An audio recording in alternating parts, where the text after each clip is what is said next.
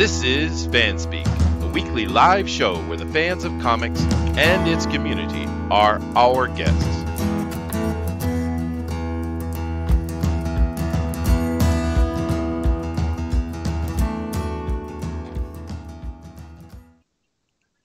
Hello, everybody, and welcome to the show. My name is Chester C. Busby III, and I am pleased and happy to have all of you here with us today on FanSpeak.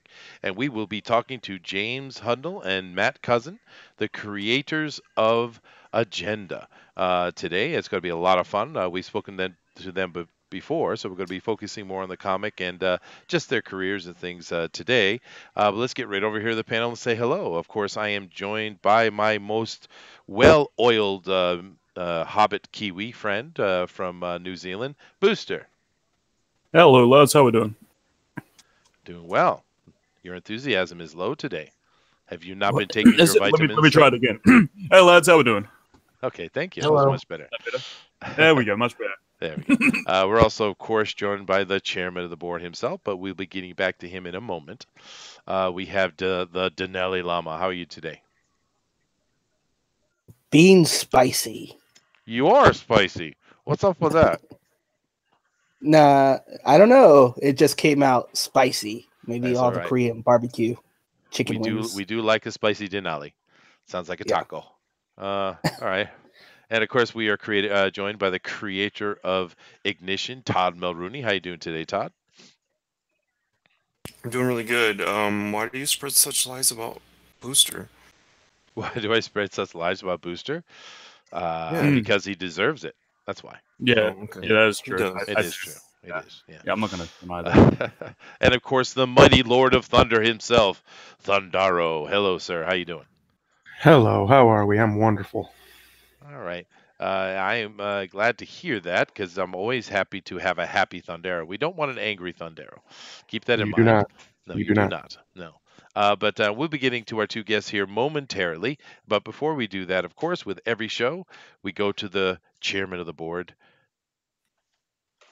DeWolf. Good evening again from the chair. You know, the chair's been empty for the past few weeks, and that's because we have a lot that goes on in each and every one of our worlds that is around us. Thanksgiving came upon us, and I was with family, and then there was other family events happening the next week, and that happens. And as we get together on these events, sometimes we will notice that someone might be missing. All of our aunts and uncles and cousins, and for various reasons, we notice those who haven't shown up that year. You know, also at FanSpeak, we also have a broad family. That family extends to various cousins that are out there, those that are constantly seen in the chat for Mike Miller or Ethan Van Sciver, Artie Bear, Doug Tenaple. They're constantly out there, and we see the names, and oftentimes we can also see the faces. When we see someone missing in our community, it does the same thing to our own local families. We stop and say, where is this person? Because you're missed. We want everyone to be able to constantly go out and about, do the things you have to do, enjoy your families, enjoy them throughout the holiday season for Christmas, and always know that there's a place for everyone to be here, be it on the panel or in the chat as well. And everyone is always welcome and wanted, and we miss you when you're gone. That's all that I had to say this week, but what do the fans have to say? Welcome to FanSpeak. Amen. Very nice. Thank you, Chairman. All right, guys. Keep in mind, of course, we have all our links down below. You can get a hold of us on our FanSpeak Facebook page, and you can join us and give information, share your art, give reviews, interact with us in the community. And of course, as DeWolf had just said, we do love to have the fans up here on the channel. This is FanSpeak after all. And if you want to come up here and be on this panel with us and interact and give your opinions, please feel free to go down to my links on Facebook and Twitter, which are just below this video, and contact me and say, Chester, put me on the show. And Chester will do so. We also have our further links down below for podcasts and donations. But one of the best things you could do, of course, hitting that like button, subscribing is most appreciated. But the best thing you could do here is to hit that share button and let all your family and friends know that we are on. Thank you guys very much. We appreciate you in the chat immensely, joining us every day for the content that we provide. And once again, if you have any comments or suggestions, please just put them down in the comments or go over to FanSpeak and communicate them there directly. But let's get right into this, guys. We have a couple of great guests with us today, so let's introduce them. First, I want to introduce you to James Hudnall. Hello, James. Hey, how's it going? It's going well, dude. So you are the writer of many, many things, but your current project is Agenda.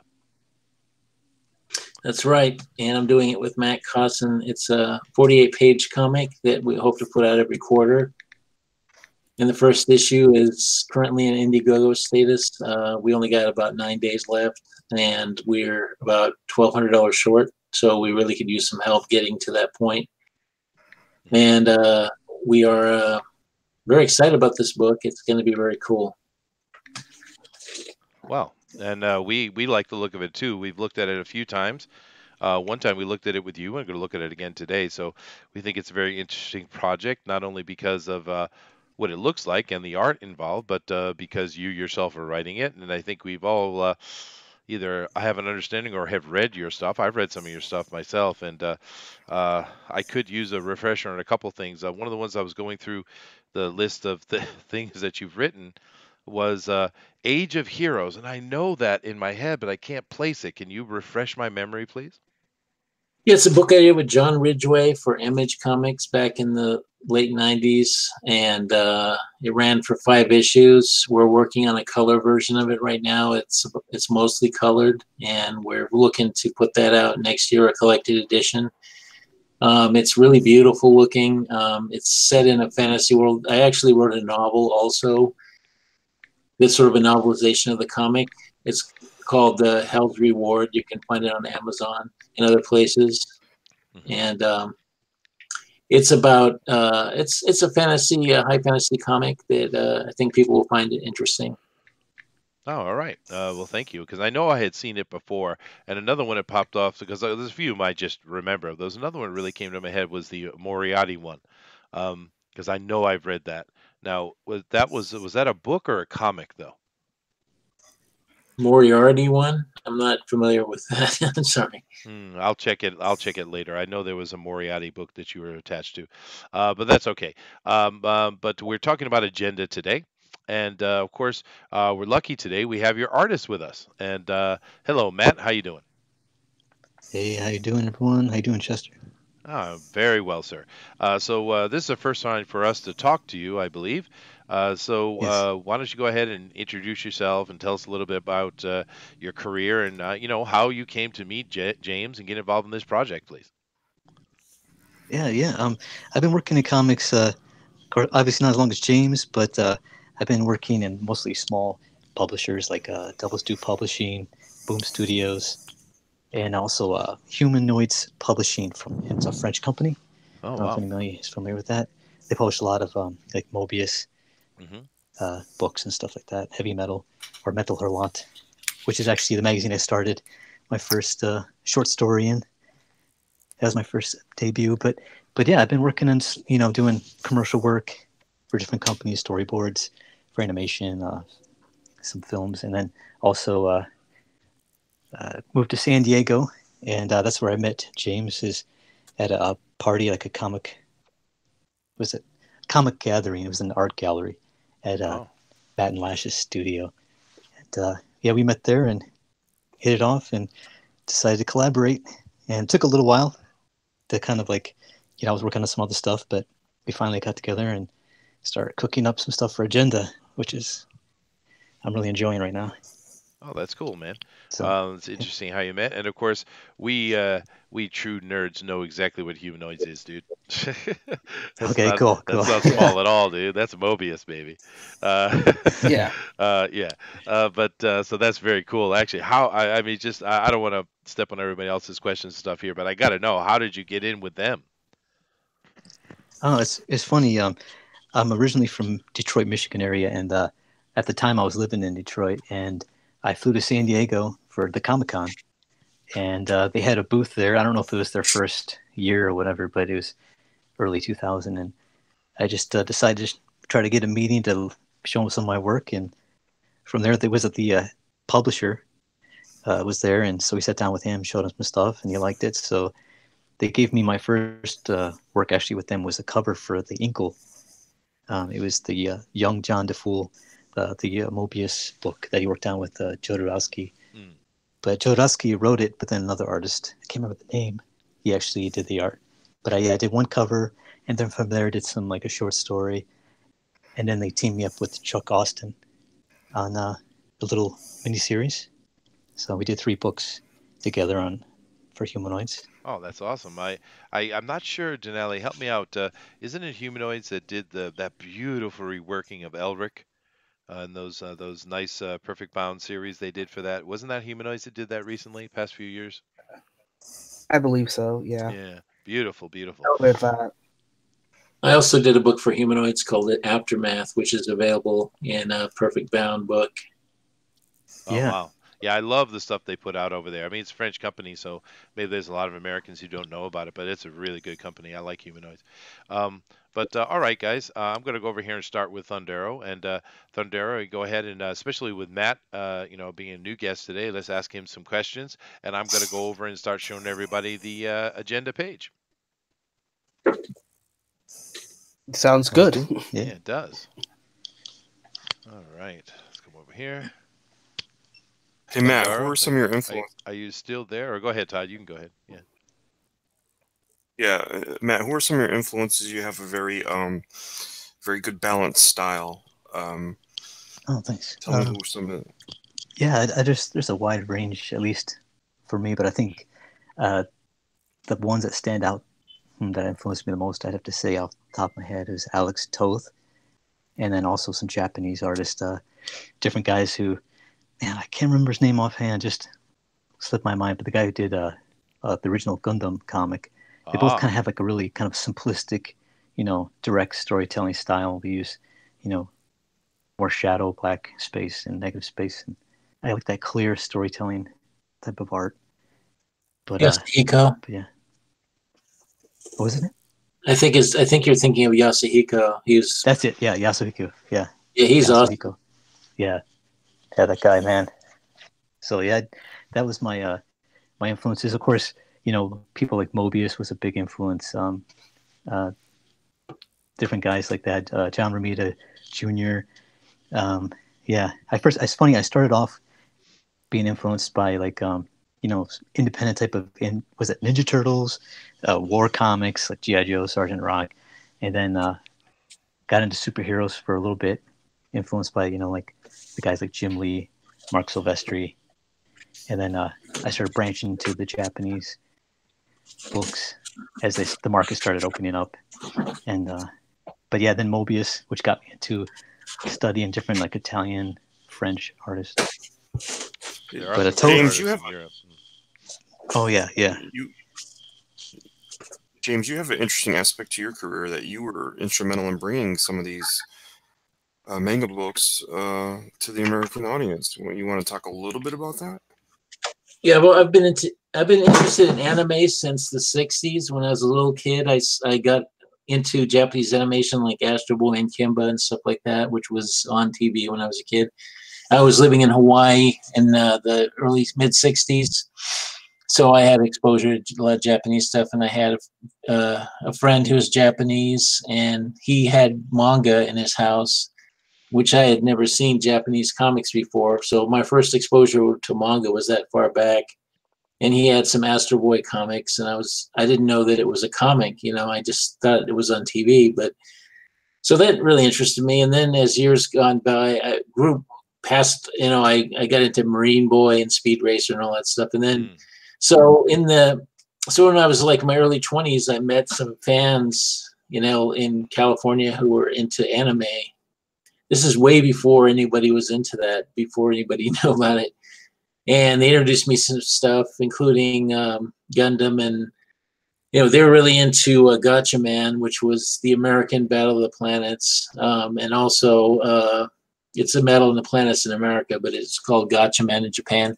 And they also introduced me to Miyazaki. So the first Miyazaki thing, it was the first movie that he did was The Castle of Cagliostro. So I was blown away by that movie. And I also got into Urusei and a bunch of other stuff. So I was a huge, huge anime fan before I was a pro. And I went around to comic conventions, showing anime to people in the business, trying to get them interested. And so I got to know people like Marv Wolfman and Chris Claremont and all those people. And I introduced them. I gave them videotapes of anime and stuff. And they were, because I thought it would be a good influence on the industry, because I thought the industry was kind of just going through the same motions. And anyway, so I was a big anime fan at around the same time I got into the business. So when I was working for Eclipse Comics in the mid 80s, that was my first job in comics, was working with Eclipse. I got them interested in doing Japanese comics. Nobody was doing that at that point. Although another company was working to get was going to put out Lone Wolf and Cub, but I didn't know that at the time. So I was like trying to get comics over, and all the letters I wrote to all these publishers in Japan managed to get the company that owns Viz interested, Kodansha and some other ones. They were interested based on my letters. They saw that there was an interest in America for my letters. So I was actually the first employee of Viz. Both me and my friend Torrin Smith, he's one of my best friends. Unfortunately, he's not here anymore. But anyways, we got work at Viz, and we did a bunch of the first American mangas. I mean, they were Japanese mangas, but they were the American translations. And I was a rewriter on My the Psychic Girl and Area 88, and I did a bunch of other ones. I worked for Viz for about 10 years as a translator. So I have a real big interest in anime. I'm not so much anymore, because it's just I'm more interested in creating my own stuff now, and I just my interest kind of went more into my own stuff. As I became, a writer, I just was more into producing my own material. But when I was a fan, I was very much into comics, but I was really into anime, and I still have a lot of anime. I have tons of DVDs, and I used to have hundreds of videotapes, which I don't have anymore. I just have a few left of those. But yeah, so I was a major fan of that stuff. And do you speak Japanese? Just a little, not really enough to have a conversation. But when I was a fan, I was very much into comics, but I was really into anime. And seems Mr. Shipman has his YouTube open. Yes, he does. I'm sorry. He always does that. I like to make an entrance. You do. Nice. Yeah. I'm sorry. Go ahead. Yeah. So anyway, when Matt was talking about Yasuhiko, one of the things I was into also, he did a series called Giant Gorg, Gorg, which is really great. And he also did the Arion, which is a Greek myths kind of stuff. It was made into a movie. He was a really great artist. My friend Torrin got to know him because my friend Torrin went over there for a couple of years, and he became he created Studio Mobius, which Dark Horse ended up buying him out. But Studio Mobius did a lot of manga comics also. Wow. Lots of manga influences and involvement. That's very cool. I grew up in the very similar era to you, and I loved all those things as well growing up. So that's really cool. I didn't know that you were involved in the manga stuff like that. That's very interesting. I was very into it, and I was person that did a lot in the beginning, so it's kind of sad for me that nobody seems to care or remember me because I did a lot of work. I mean, I actually did a lot to bring manga to the U.S. Yeah, I have a bunch of them that I just looked through, and I just noticed James's name in them. Like I have like probably over half a dozen books, mangas that I'm like, whoa, James did this one too. I'm like, what? Well, we should Pineapple get you Army on Crunchyroll, I guess. And nobody, I've been interviewed in a few magazines, but just over the years, like 1 or 2 interviews. But I mean, nobody invites me to any cons or anything over that. And I was actually pretty active in the whole community for a while. Well, things change, I guess. How have you? You said you don't look at much now. Are there any manga that you do think are being well done today? Oh, any current stuff? I don't follow it that much. I'm more into the older stuff. I'm sure there's good stuff. I know there is. Yeah. The last time I was reading it was about 8 years ago, and I was into 20th Century Boys, which is a really great. Oh yeah. That guy is a phenomenal writer and artist. I did a comic of his called Pineapple Army, which is really good. Yeah, Pineapple Army. That guy, dude. It's a phenomenal artist, but he's also a phenomenal writer. There's some comic artists in Japan that can do both, and they're like Tezuka. I'm a huge Tezuka fan. Azuma Tezuka, who created Astro Boy and all that stuff. He is like a master writer, and I forget the guy's name, but the guy who does 20th Century Boys, and he also did a thing called Monster, which is really good. It's about Naoki Urasawa, right? That's it. Urasawa, he's great. Oh. What I like about his art is that he can draw a whole bunch of different characters, and they all have a different face. He makes unique faces for every character, and they all look very natural, but they're all different, and because a lot of artists, they just draw the same face over and over. Just a variation of the same face, but he draws really unique faces on every character, which is really awesome. All right. Well, dude. We do have a lot of guests in here today, and I know they have questions for you. So let's move on here.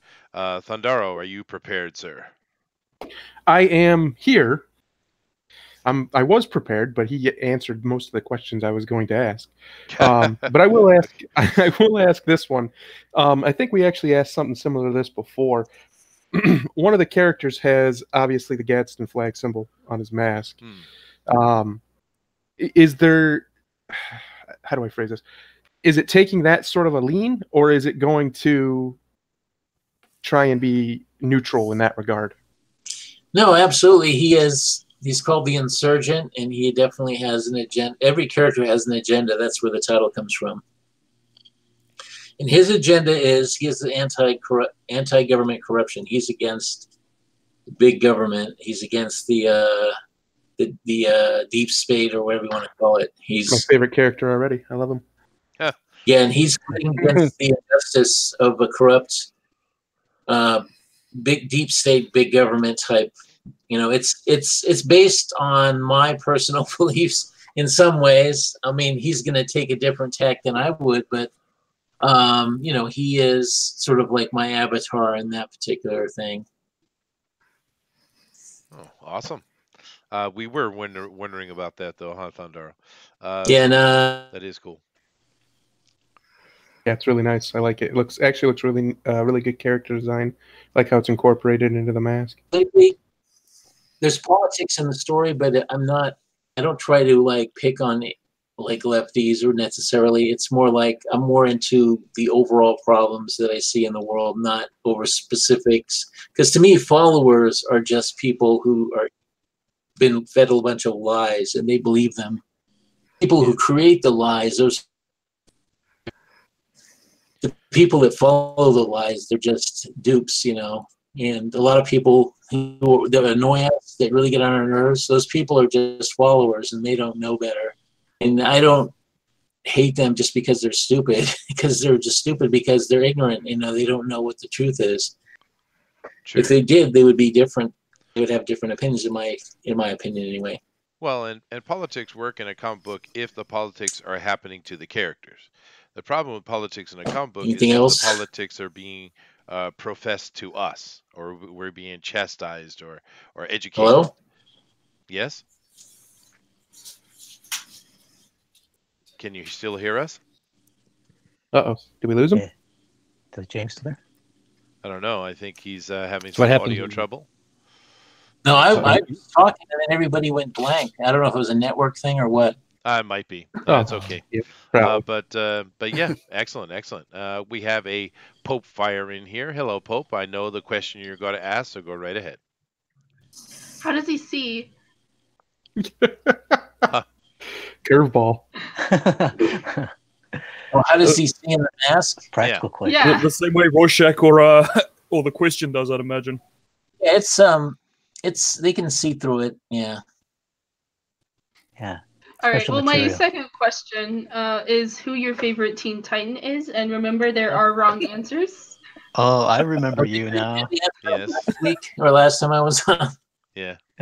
you were asking Yeah. me if I like Starfire or Raven better.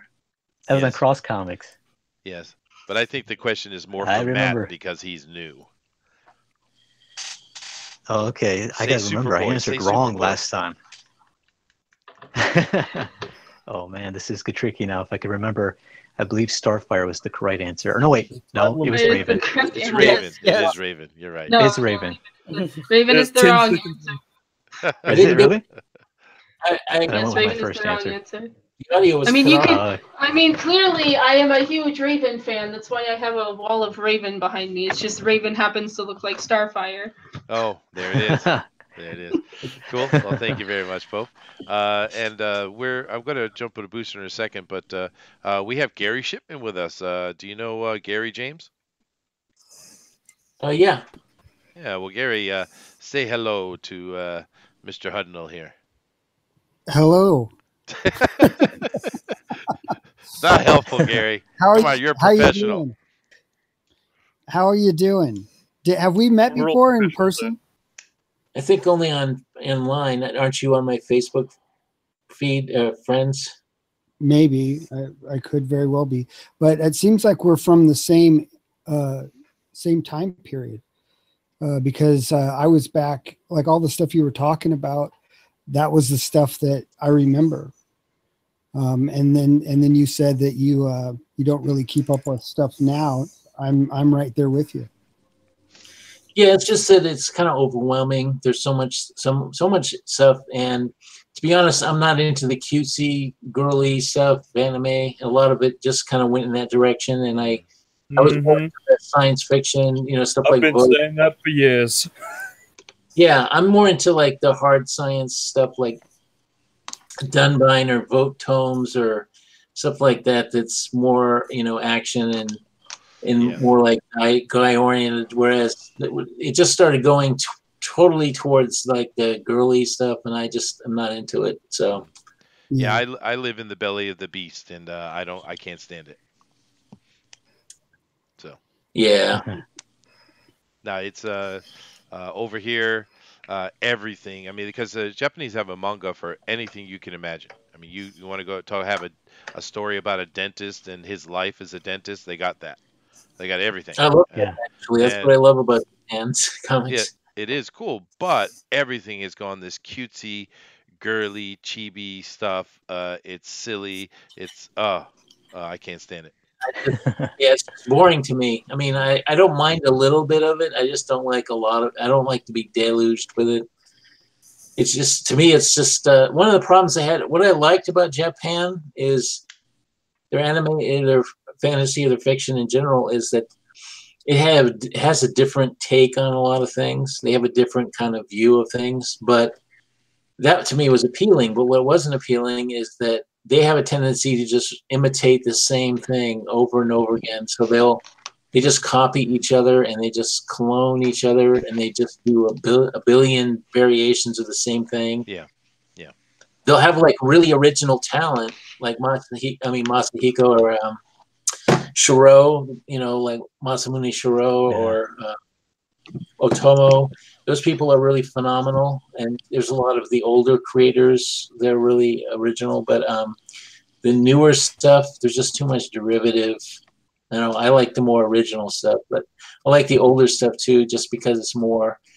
The creators were more them like their own thing, just like kind of like music today. To me, it just sounds the same. But if you listen to like older music, the music has a lot, and there's different kind of views going on. That is very, very true.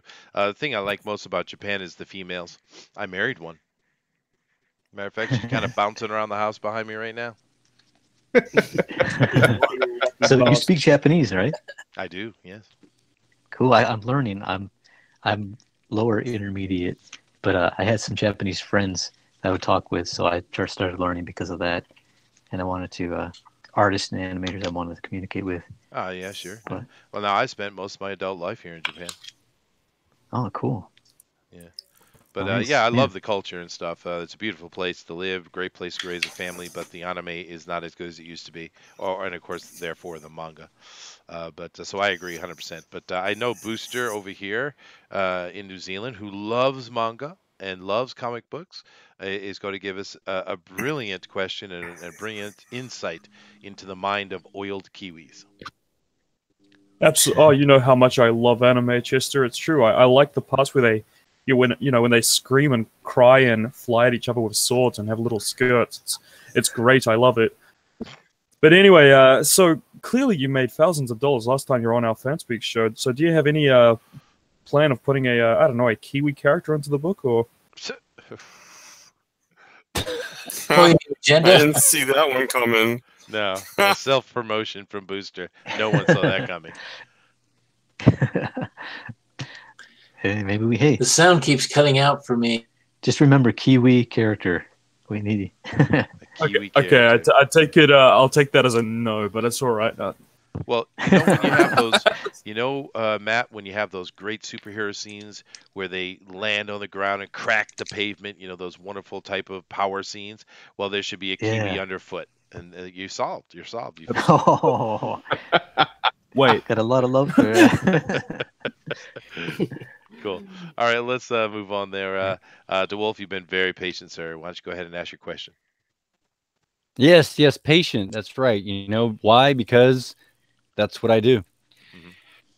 Mm-hmm. I've noticed a trend that's going on here due to agenda, and we asked the obvious question about the mask.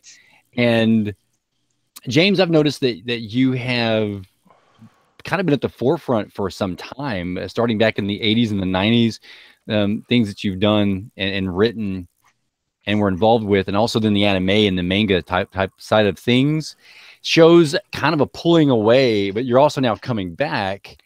And part of your writings that you've done certain articles on your webpage and kind of blogs, is that you're talking about this cultural shift that's going on, and Agenda directly does that.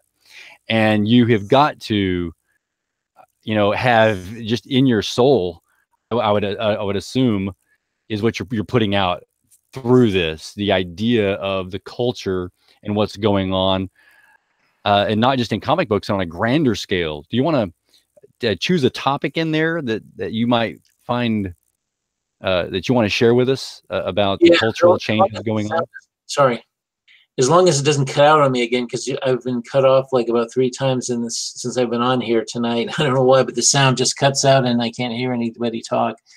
I'll talk, but hopefully I won't get cut off. But yeah, I just think that the human culture goes through shifts, political shifts, and it swings one way and then it swings the other. And I think it has swung like so far to the left that it's pendulum is swinging back, and it's happening now that it's going back. And can anyone hear me? Because it's blank again. No problem, dude. We'll tell you there's no problem. Go ahead. So I think that this totalitarian society we live in now, this 1984 society, which is one of the things the insurgent is against, and that's what I talk about in here. And Agenda is, I would talk about the totalitarian state. And the way the media and the social media tries to shut up people and deplatform people and all that stuff, there's gonna be a pushback. It's already started, and things will swing the other way. I know how hopeless it must feel. I mean, it does feel hopeless. I understand younger people would feel more, because you haven't seen the world that I saw when I was growing up. It was a different world than it is now. In fact, the first line of agenda is, I've seen the future and it sucks, because that's my opinion. Oh, man. There's a lot of things that are great about the future or are present, but because there's a lot of things that I dreamed of when I was young that I was hoping would happen, and they did, like flat screen TVs and computers that you could fit in your hand and all that stuff. But that's just window dressing. I mean, socially, there's just a lot of problems, and I really have always been anti-censorship, so I really hate the kind of political correct world that we live in now. It's sickening. It's just infuriating. But I really think that it'll be a backlash, and all the stuff that we hate that drives us nuts now, it'll fall by the wayside, because there'll be a catharsis. We live in what is known as a moral panic, which is, it happens every 100 years or so. Victorian era, there was it was like this extreme kind of view of morality and everything. And we live in a variation of that in our time, but it's all politically manufactured. It's not based on reality, of course. It's just a way of them trying to control us. When I say them, I mean the elites. They never learn. They just try different tactics, but it'll all backfire, and it is backfiring. And I suspect in the next year or two, we're gonna see some momentum going the way we would like, and it's gonna keep going for a long time. Once momentum starts swinging in one direction, it just goes for a long time.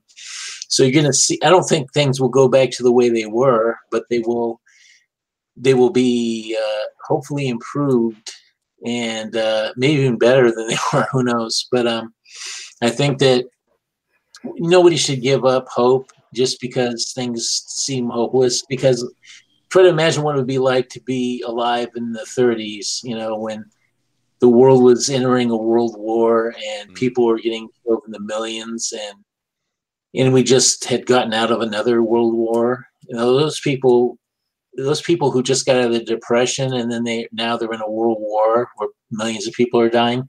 Those are helpless times. We're not at that point yet, but yeah, there will be. Hopefully, we won't be.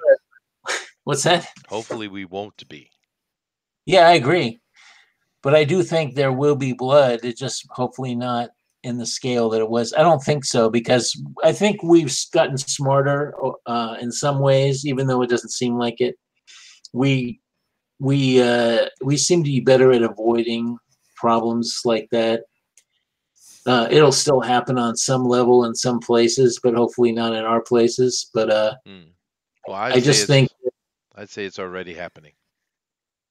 It is, absolutely, and it's going to continue for a while. It's going to take who knows how long, before it gets to a point. But sometimes you got, here's the problem, and this is the thing. When I was a teenager, I was really judgmental of, like you hear people, social justice warriors, people like that today complaining about America. Well, I wasn't didn't have their views, but I had the view that people in America are they don't have a realistic view of the outside world, because a lot of people at that time had these really naive, kind of dopey notions about the world outside of the U.S. I actually went and lived in England and spent some time in Europe when I was in my late teens and early 20s. So I got to see the world outside of the U.S. And it's just that America was a lot more insulated than it is now. We didn't have as much people dumped on us as there is now. But so it was a totally different time. And the thing is that people were more patriotic than they are now. They still are there.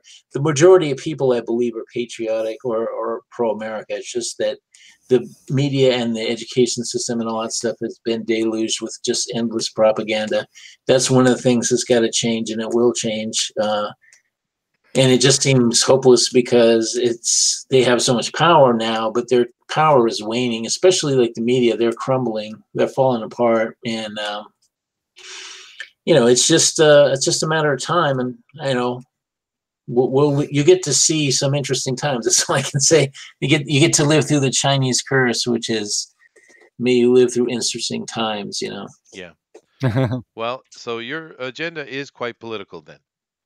I mean, it It sounds is. like it would It be. is, and that I try to write my stuff so it doesn't date itself. So I try not to make too many topical things. I believe in universal truths. Like I really like the Lord of the Rings because it can be read today, and even though it was written during World War II, and you could see where World War II had an influence on it, but also he was in World War One, so there's a lot of World War One concepts in there. But it's a story that it can go through the ages and it'll be relevant because the themes exist through time. That's what I try to do with my work, is I try to create universal themes and topics because I follow human nature, and everything is about human nature. Human nature, nothing that human beings do is free of human nature. Human nature, it overrides everything. So if I just keep my stuff within that framework of following the way people are and the way they think and everything. And I make stories around that rather than choose specific topics like, putting Obama in the story or something like that. I wouldn't do that. I would just, I just have avatar. I have a president there called President Block, who's based somewhat on Obama, but he's more like, just one of your typical modern politicians that are just, they lie through their face, and then they're really despicable in the back end. True. Well, that is politics. But Yeah. want to move on to another question here, and of course, Denali has been very patient. Go ahead, sir. So speaking about the human condition, is that one of the reasons why I guess creators with these legacy characters, talking about like Marvel and DC, are having such a hard time writing about them? Like they seem to try to deconstruct Batman. They try to they're just deconstructing Superman, or Captain America or Spider-Man.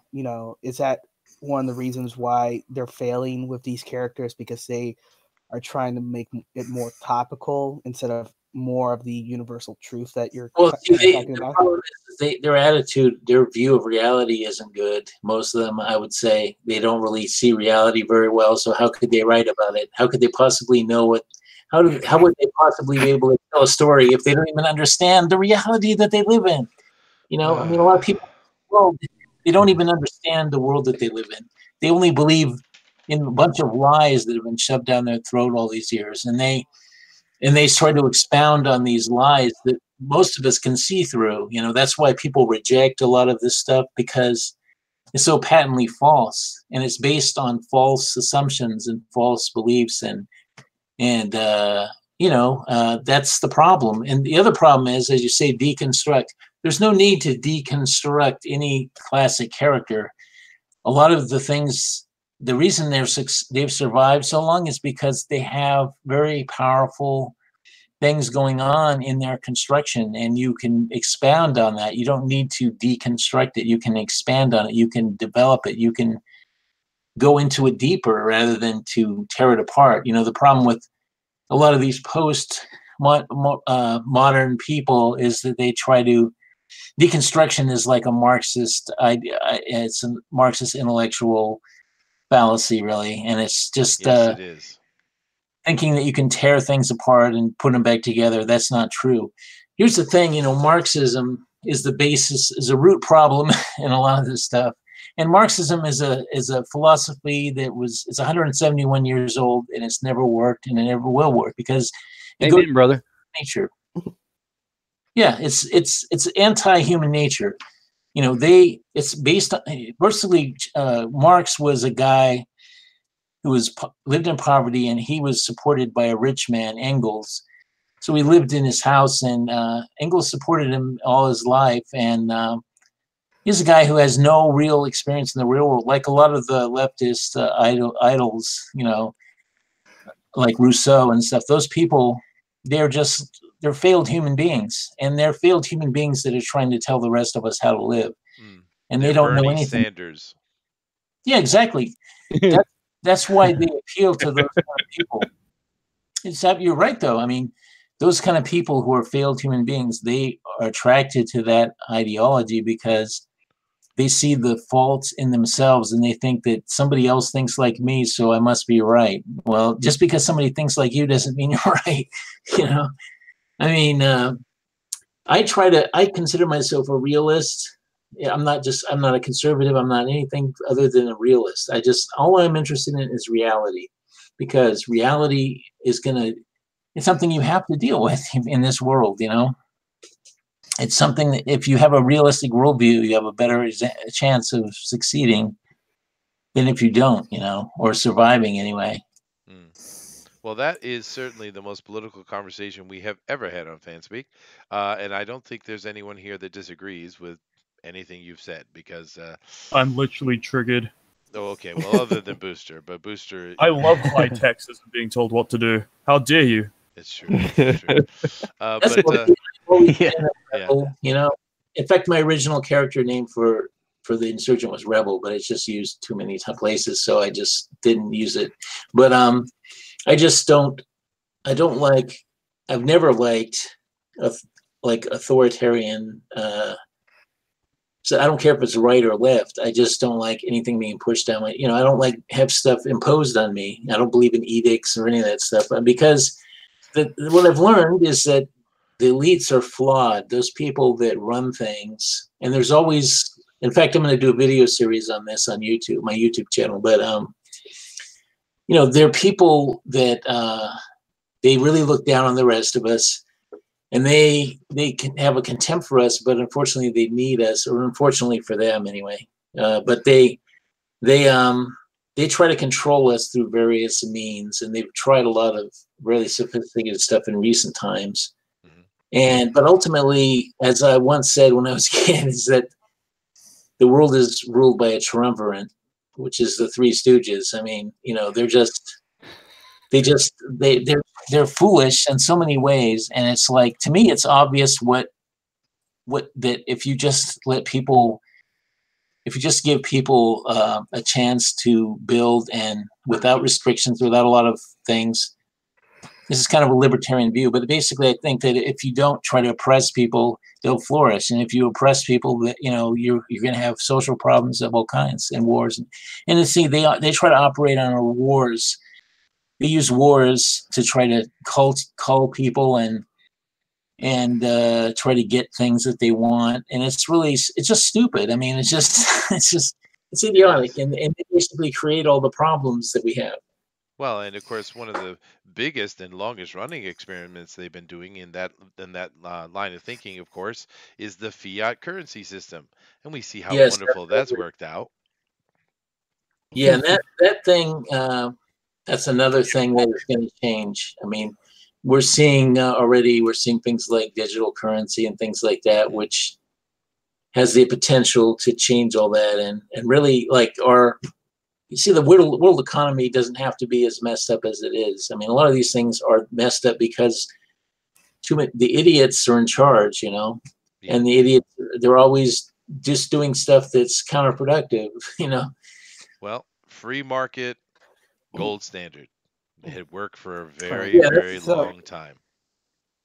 So, talking about political stuff, more in the book, you don't really push any political agenda. You just give different point of view that's informed by the characters themselves. Well, here's the thing, and I'll get into this. I don't know if you guys have followed my Creative Secrets series I'm doing on YouTube, but I have a series called Creative Secrets, and I talk about writing. And one of the things that I would point out is when I get into characterization and dialogue, which I'll be getting into soon, is that if you want to write good characters and that are believable, you have to understand that everybody wants something. So anything that a person does is motivated by their own desires, which is one of the ideas that's driving agenda, is that everyone is following their own personal course. So if you follow that, then you understand that you're going to have people with competing agendas and all of that sort of thing happening. And it's important in a story. I wanted to do a comic book series where I wanted to follow it in a realistic way, because a lot of times, a lot of fiction is just characters just act according to the plot or according to the writer.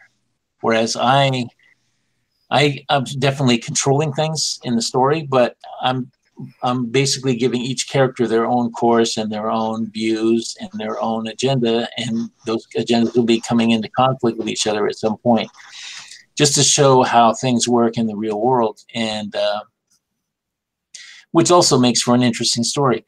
One of the problems I have with a lot of fiction is that characters act in accordance to it being convenient for the story or the plot, which is something I don't believe in. I think it's more effective when it's surprising and when you don't see things coming. But then later, as you go, you reflect back on things. Oh yeah, of course it did, because it doesn't. You don't see it coming, but then when you think back, you're like, the clues were there. In a really good story, the clues are there. They're sort of given to you. You just don't realize it. That's the kind of writing that I go for. Is I want my stuff to surprise you in ways that you did not see coming, but at the same time, you'll look back and say, you'll be able to get stuff out of it by rereading my stuff. That's kind of what I'm going for. Awesome. Nice. Now, of course, we have another artist sitting here with us, and Todd, do you have any questions for Matt? He's over here drawing, which I have him white boxed, and we're all enjoying that. So, do you have any questions or comments? Yeah, as far as how long does it take you to do a page? How fast are you?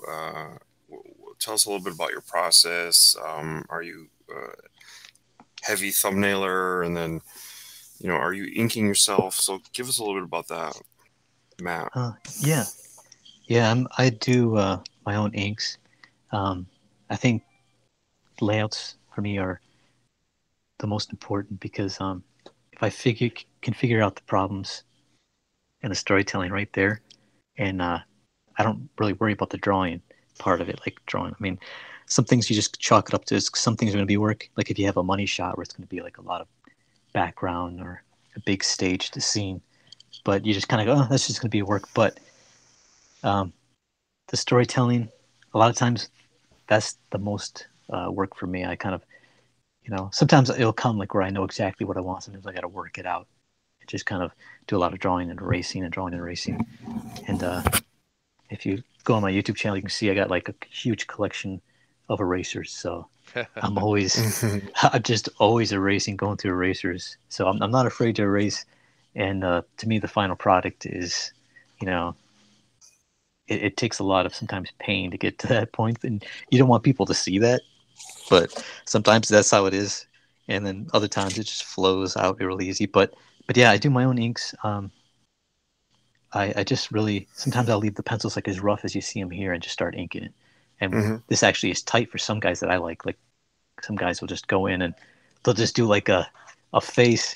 Like I watched Mobius, he just draws like a shape like that, and then he just a line for the middle, and then just starts inking in eyes and nose and everything, and that's crazy. I tried to do that in my sketchbook just for practice, but yeah, my process, storytelling is the most important thing to me, and then I try to follow the Alex Toth, like less is more, kind of simplify everything and make it more iconic, like using shadows and cropping and balance. So I have some pages here. Let's see. Like I got this one.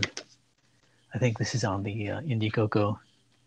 It's colored, but yeah, I mean, like for this, I try to keep it simple with like the blacks, and then shadow, and then I try to balance it out so the overall page is going to be like a heavy black is kind of weighs it down here on the bottom. This is a little bit, page, lighter. Oh, thanks. Yeah, that's really good. And then it's going to be balanced out on the top with some black up here to kind of balance out the bottom. So, but that's almost like an afterthought sometimes when I first think of the story, and then, but it's like, yeah, sometimes some things come in immediate. Sometimes I know exactly where I want everything to be balanced, But I actually I kind of follow the Japanese model where they use a book. They'll do all their layouts in a book. So I got myself one of these at a Japanese store called Daiso, and I Daiso. just buy. Yeah, Daiso, man, I love Daiso. 100円やね。 Yeah, it's the dollar store basically, Yeah, right? yeah.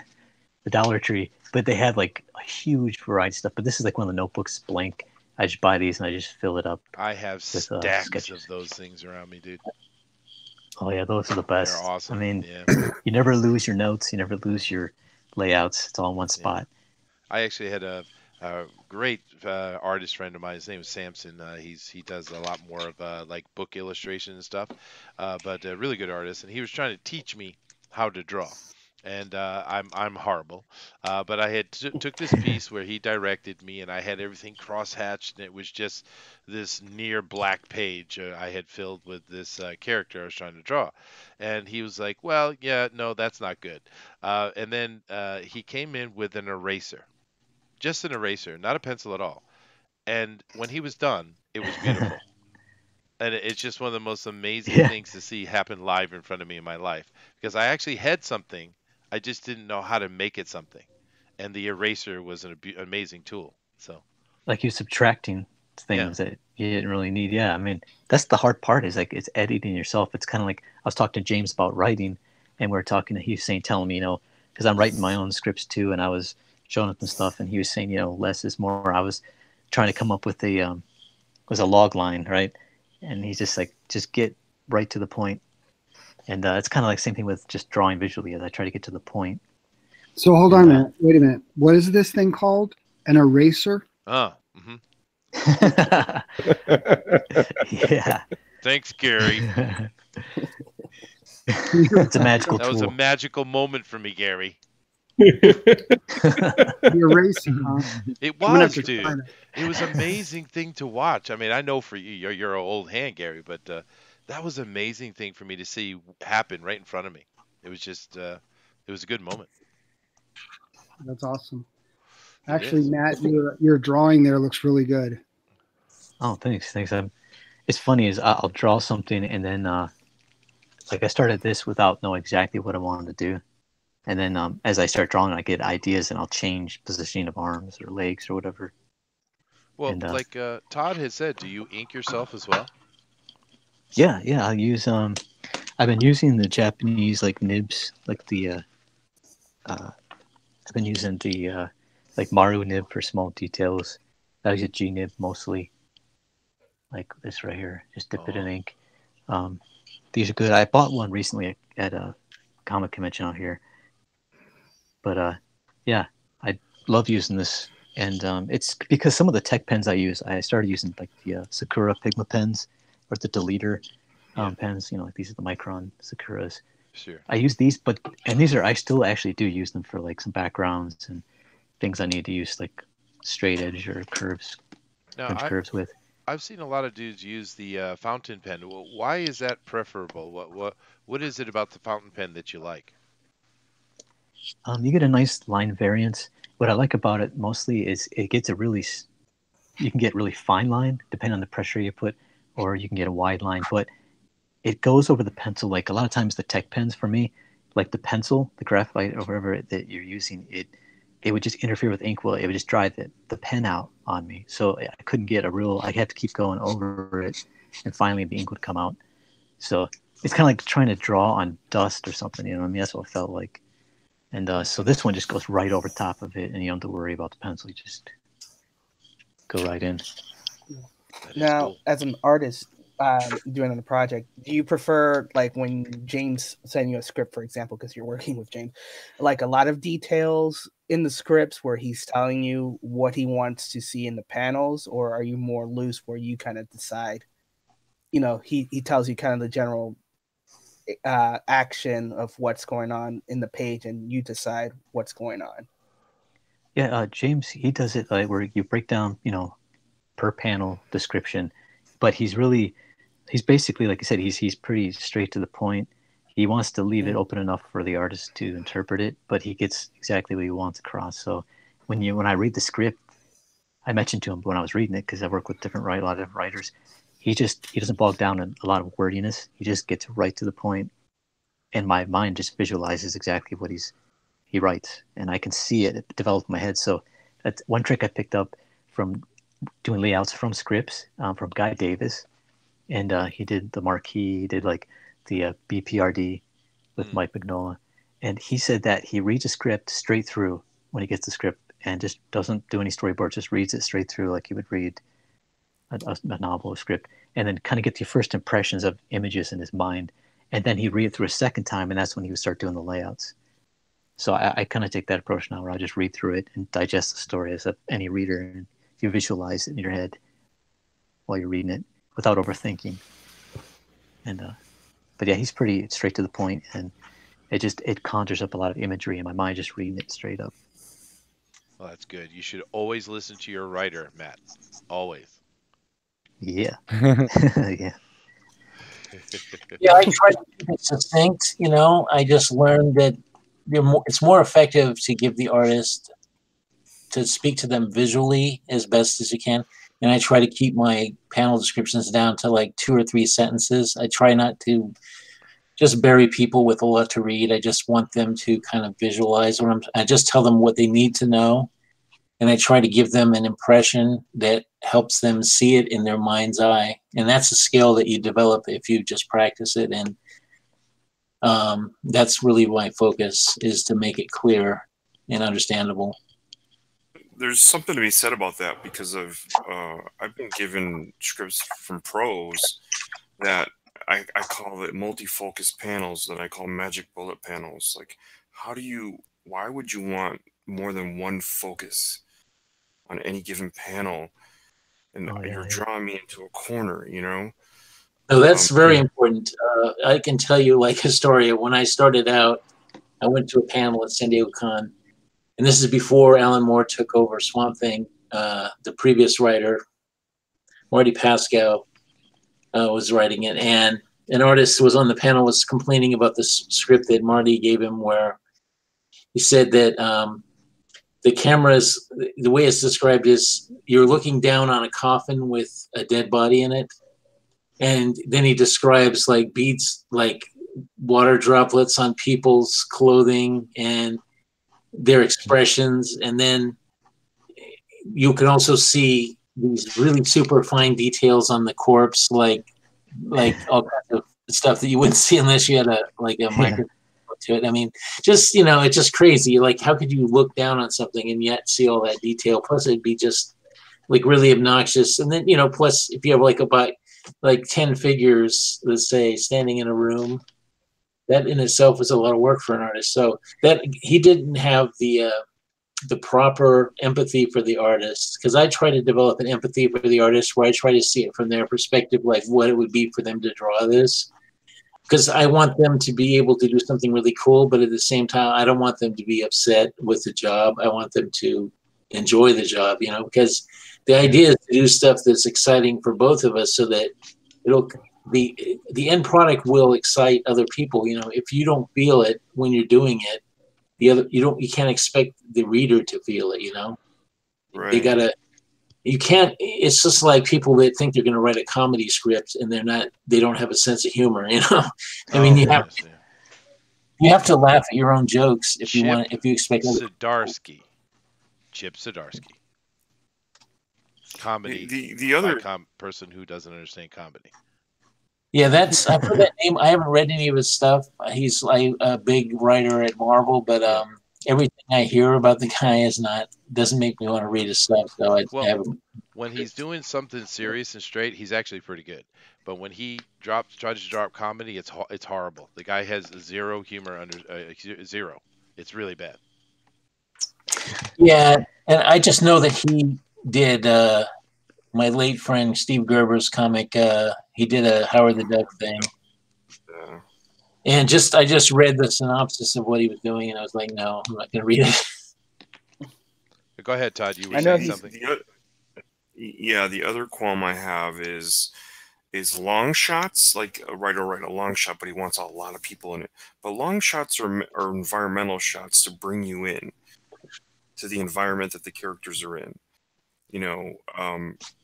So if your focus is on sort of like, you know, oh, I want these 5 individuals. Well, you know, how much focus do you want on them if you want the long shot? The long shot should be like, hey, we just landed on the moon, and you're showing the moon. And then, you know, so the characters are going to be really, really kind of, you should do them small, because the thing that draws readers in the most is those environmental shots that you just displayed the characters where they are, or what environment they may be in, or where, or a scene change. And writers, or a lot of young writers, not using long shots or not using descriptions that have long shots. You see a lot of comics out there, like I'm sure you know the Larry Hama idea of what should be on a comic page. A full character should be on a comic page, yada yada yada. But you see all these close-ups in some of these comics of people who haven't really put in the work to understand how to tell a good story. And that's one of my big qualms is, you know, you're not pulling me into the environment with all these close-ups and faces, and, you know, granted, there every once in a while you get guys that are really good at that. I think you guys probably remember Steve Dillon. He was really good at those talking heads books, you know, but it doesn't mean he couldn't pull off action. He just was really subtle at it, you know. I mean, The Punisher was a very action-oriented book, but he would almost draw you into the action by having these very subtle pages ahead of it that were just a lot of talking heads. And then bam, you would see like this big splash page, and then the action, and to, you know, Punisher fighting. But it's really a lost art in comics. I see way too many comics that have way too many close-ups. Yeah.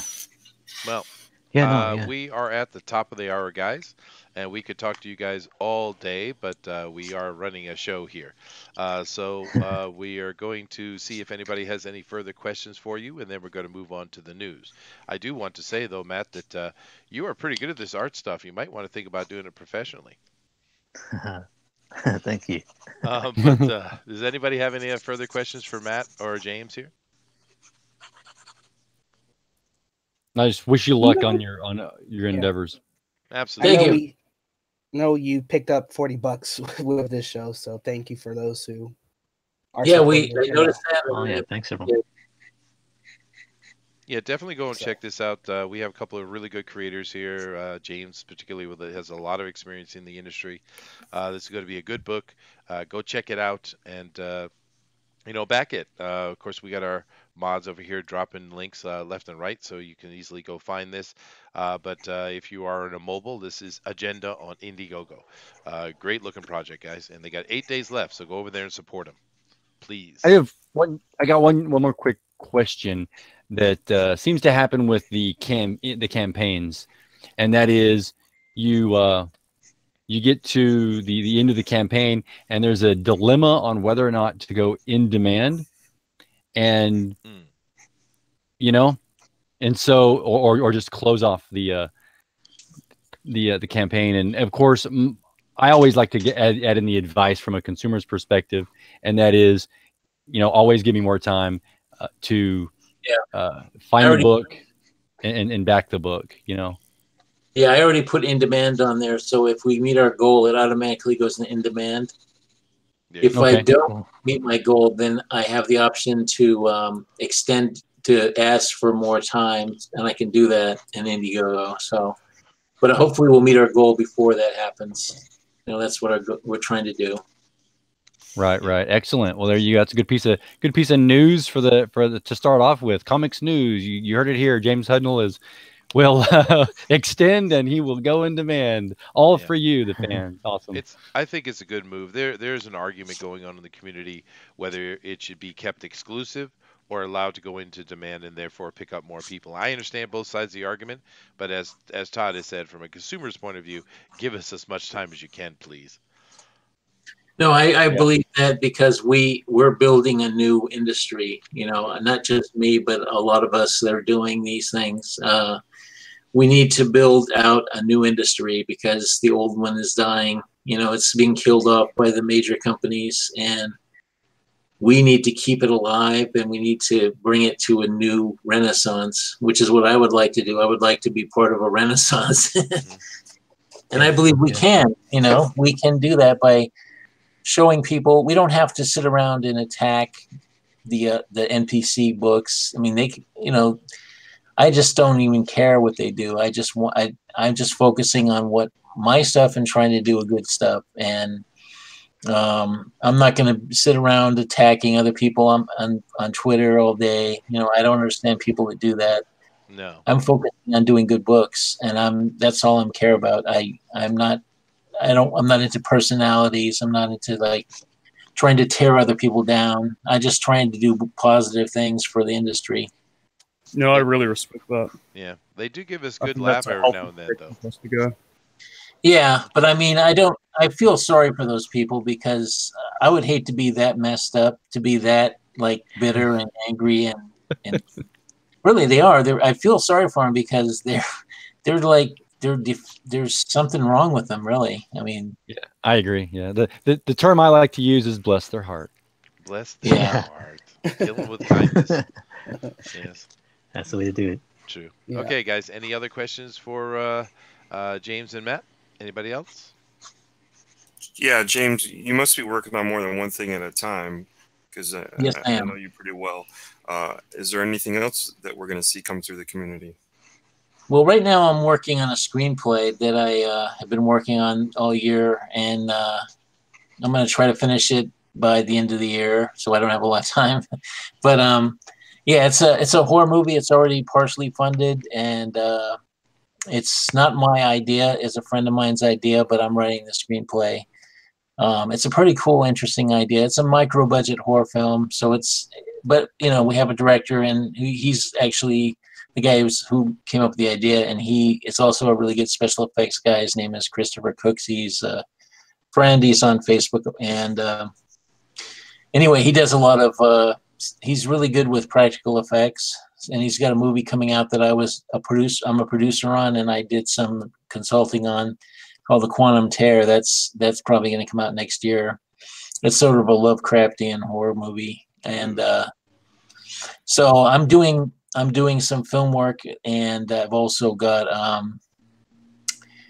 working on a couple comics projects for next year. The Color Age of Heroes trade. I've been posting some pages on Facebook. You can check them out, and I've also gonna collect Blue Cat, which is a book I did for Aces Weekly with Val Mayrick. We're gonna collect that. That's a color book we did years ago. That it's about 6-7 years ago, and that's a pretty cool book that I did. That's sort of a young adult type thing. I wanted to do something different, so I decided to do that. And I'm also working on. I have a superhero project that's kind of fun. That this guy came to me with. Normally, I don't do other people's ideas, but I really liked it. He needed help because he didn't know how to write, but I liked his idea. And that one, I'll probably announce on that hopefully next year, early next year. And and there's a few other things.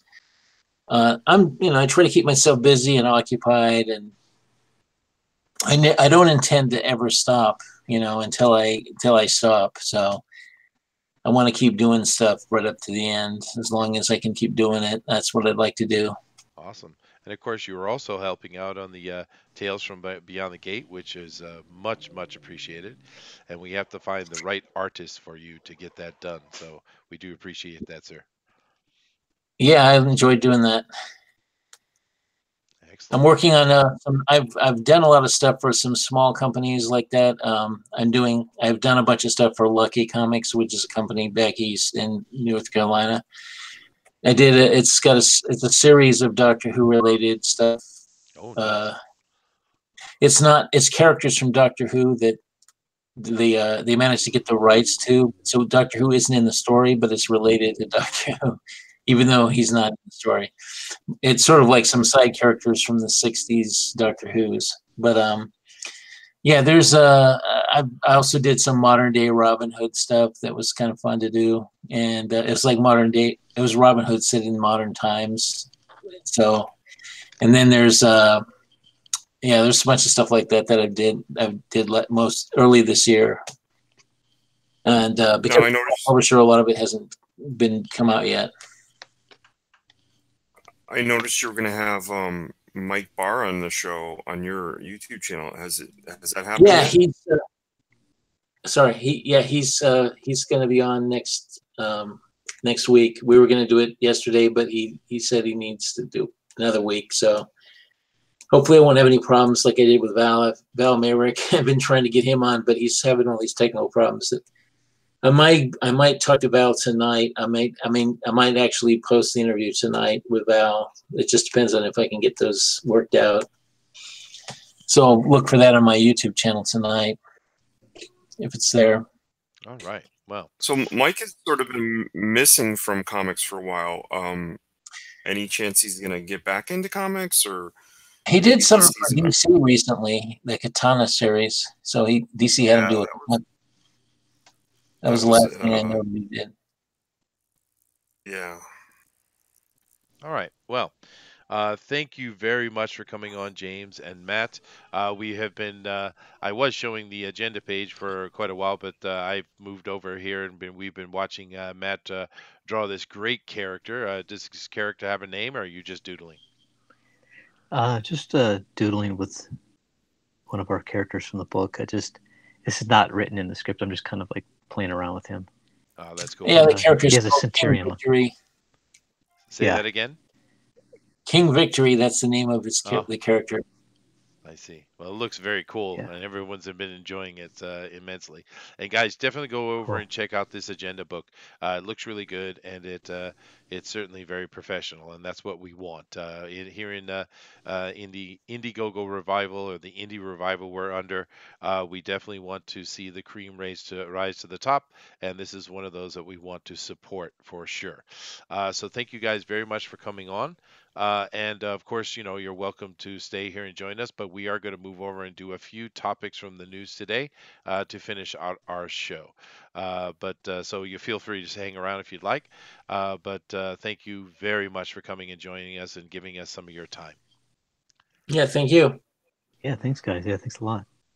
All right. Well, I'm going to go ahead and switch this over here, and I'm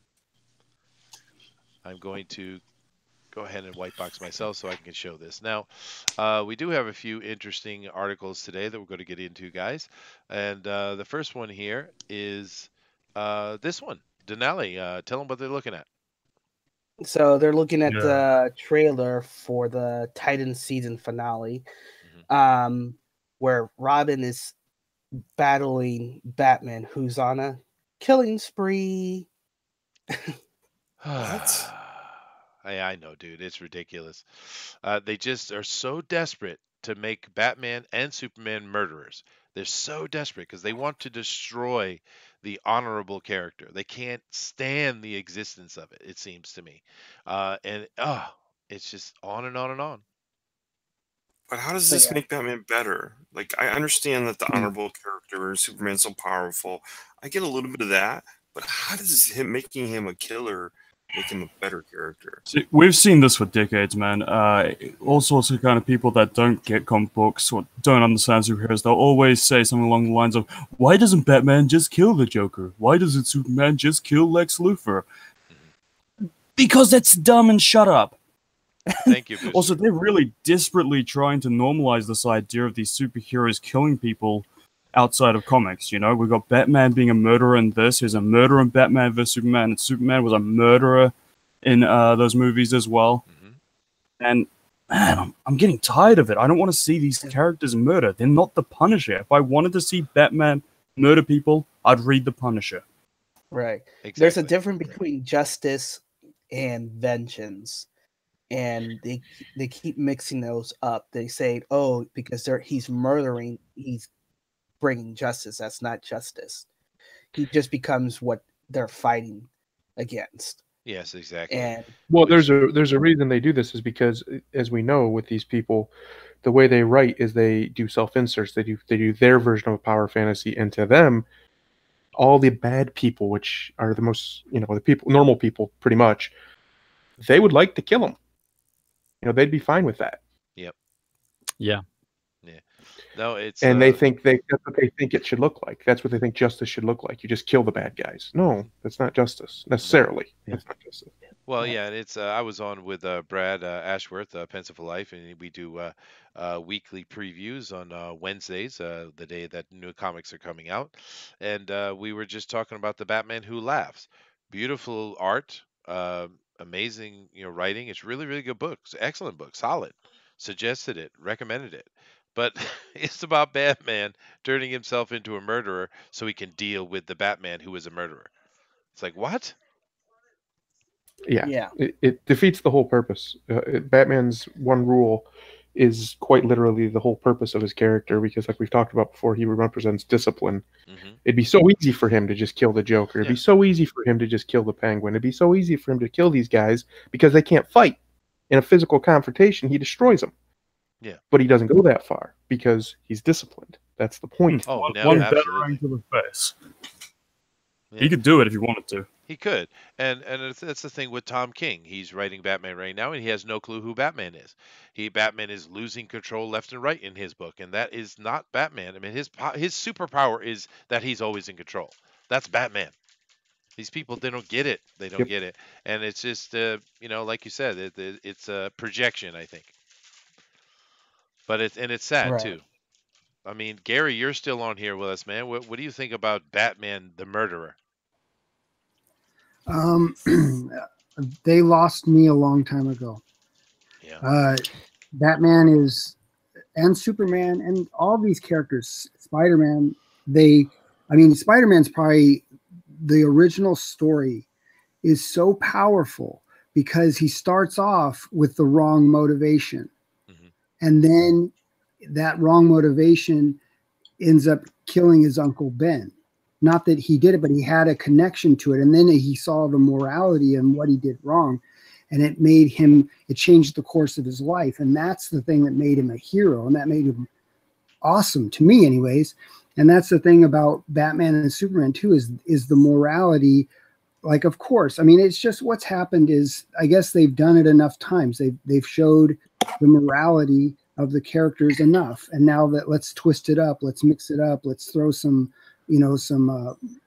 really bad character flaws into it. Let's make them basically murderers, and it's like they're anti-heroes. And some of the things that are coming out, like they did that with Wolverine too. When Wolverine first came out, and I mean not first came out, but even when he first came out in the X-Men, and all through like the Cockrum John Byrne stuff, Wolverine never killed anyone.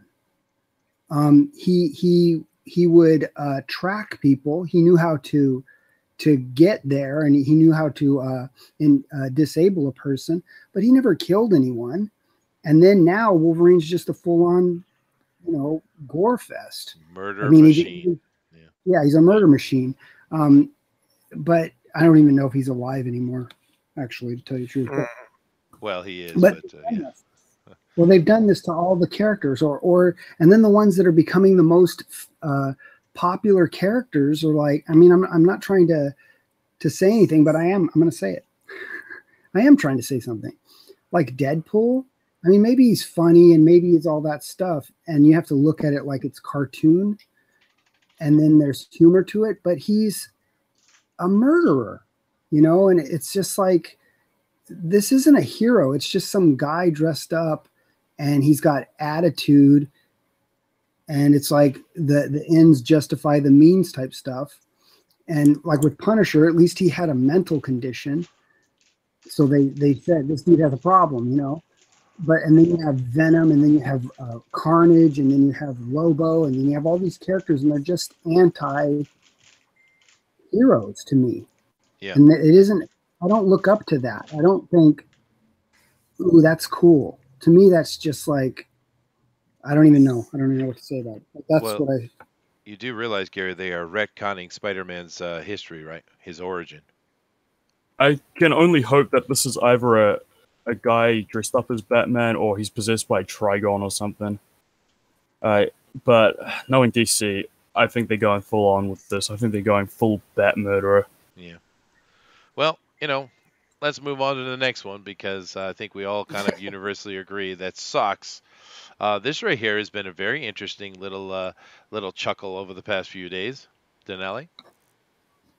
So Border Town issues 5 and 6 has been canceled, and for those who actually bought issues 1 through 4, they have been made returnable, so you can actually return those issues.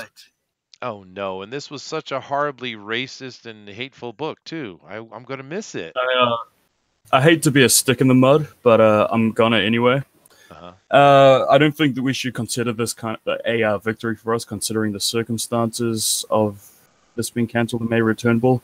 It was a woman's traumatic experience that did this, and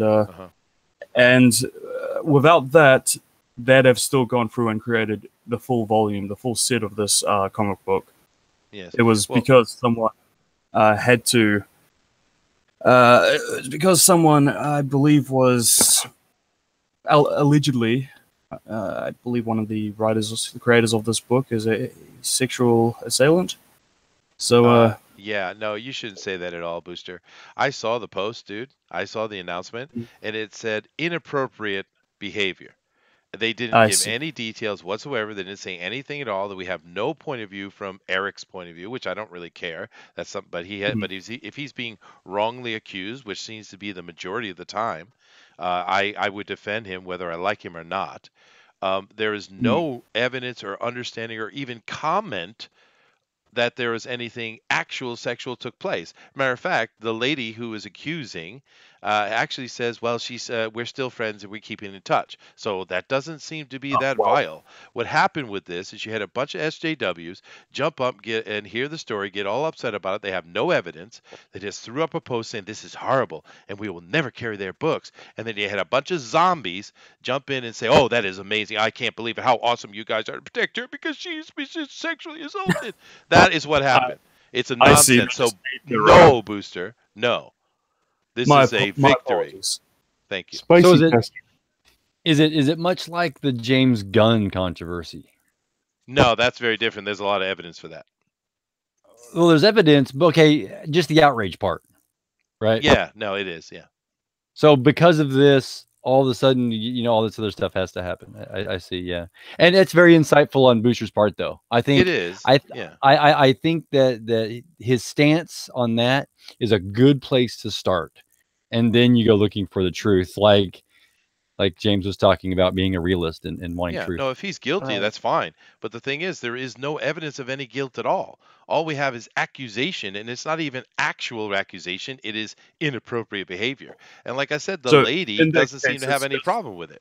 Huh? So in that case, it's just nothing to see here. Regular old mob tactics from the SJWs, except now they've turned it on themselves. Zombie mob, dude. Yeah. All right then. Yeah. And it ended up killing this book. Now we don't like this book because it's hateful. It's pure progressive politics. It's quite racist, actually. It's one of the ugliest books. It is too. Yeah, and it's a shame to see it come out of Vertigo, one of my old favorite imprints. Yeah, but other than that, I get your point, and it is a good point, Booster. And if it is correct, then there you go, right? We'll continue following more news. So if more information comes to light, then we'll take it as serious as it comes. The reason I say it doesn't feel like a victory is because they didn't cancel this because they suddenly realized, wait a minute, this is racist trash. We shouldn't be publishing this. They canceled it because of other reasons. Yeah. So it feels like a hollow victory to me. Yeah. And don't misunderstand me. I, of course, wouldn't support a person who was doing something that they are saying he did. My point is, this is the same stuff we keep seeing over and over. They throw an accusation out without any evidence. Mr. Supreme Court Judge Kavanaugh, anybody? Right? This is the point I'm making. It's the same nonsense over and over, and they're just a bunch of zombies who jump on board and just start virtue signaling how much they support the action when there's no actual action that has been reported. This is my point, and I so moving on, unless anybody has anything else to say. I do actually. What you're talking about, the principle is the presumption of innocence. Even if we don't like that guy, we have to assume he's innocent of any accusations. 2, I actually have to go. My wife just came back. She's really sick, so I'm going to go take care of her. Oh, dude. But I will see you guys later. Hope she feels All well, right. dude. Yeah, hey, hope she's All better. right, have a good one. Bye, Yeah, thanks for Pandoro. joining us. Haven't seen you in a while. Hope everything's Be a okay. good husbando. Absolutely. guys. Now, I see James and Matt are still here. I don't know if you guys have been following this nonsense, but do you have any opinion on it? Okay. Of me, I'm not real familiar with it, so Yeah, that's I'll just fine. listen to you guys. Yeah. Get my news that way. Yeah, it just really irks me because this is serious business. You don't go around accusing people of these kind of things unless there's evidence, because it destroys lives. And we know that the majority of the time, no matter what these progressives want to tell you, the statistics are very clear. The majority of the time, there is no evidence for the accusation, and it destroys people's lives, in particularly men, right?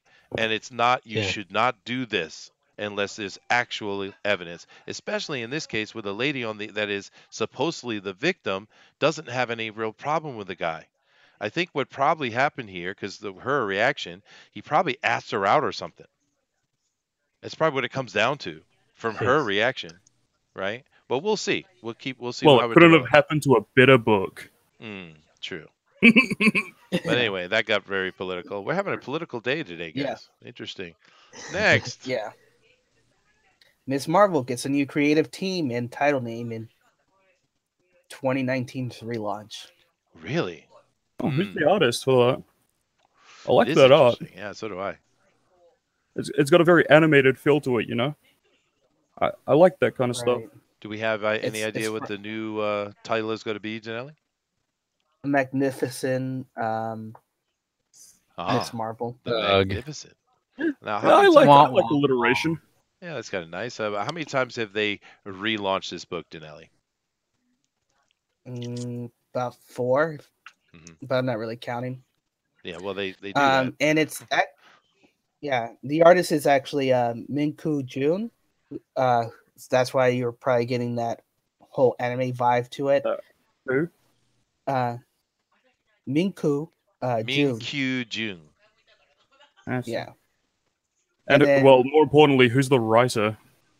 It's our favorite writer, Saladin Salah. Ahmed. Oh no. Yes. All right, disregard entirely. I was gonna say if they actually got a decent writer and they skipped the whole "Hey Muslim, I'm a Muslim. Did I mention I'm a Muslim?" oppression, right? I would have been Right. interested, but because This book that started art's out great, awesome. man. Miss Marvel started Yeah, that's off what I great, dude. Yeah. That's what I heard until it just went Muslim. Yeah. I love And- the art though. Look at this. I got the full cover up on the screen. It's really good. Yeah, I that's like it. cool. Yeah. Love that. Hmm. Yeah, well, Oh well. Any other opinions on the 5th relaunch of Miss Marvel? just let her You know, die. I She's think- already dead. I think if you're going to go with a title change, you should actually. Is it called Fist Marvel? Oh goodness Miss gracious. Marvel. Gary. Look how big her hand is. Very- Well, that's her Look how power, big Gary. her hand is. That's her power. Her power is to make her hand big? Yep, that's it. She could shrink too, but they never use it though. Well, she's not just like stretchy all over the place. It's just her hands. Nope, just her hands, and she can shrink, like I said, but they never use it for some reason. Yep, That's she can dumb. make her hands big. That's it. That's awesome. Great. But I think the title change need to be a character title change. Like the character's name should switch to just what she calls herself. I think that, instead of trying to copy Miss Marvel, right, Captain Marvel, right? And I realize it's because she idolizes Miss Marvel. Okay, Yeah. that's great. But maybe the marvelous mighty hand Or or what have you. something. Yeah. Well, no, know. because the initial inception of where she was a huge Miss Marvel fan and she wanted to emulate her hero was great. Like I said, this story started great. I loved it. And they should, now that she's matured and she's been around a little longer, they should give her own name. Yeah, you're right. Costume change, new name, yeah, Yeah. ba-bow. Yeah, little age. Anyway, we'll see. We always hold our expectations till we read it, right? Magnificent Miss Stretch a lot. Okay, thank you, Booster. That was very helpful. Moving I'm on. not on the same. This right here is You may want to, click that off. interesting because we do like this guy. Go ahead, dude. Swipey, no swiping bad acting gigs.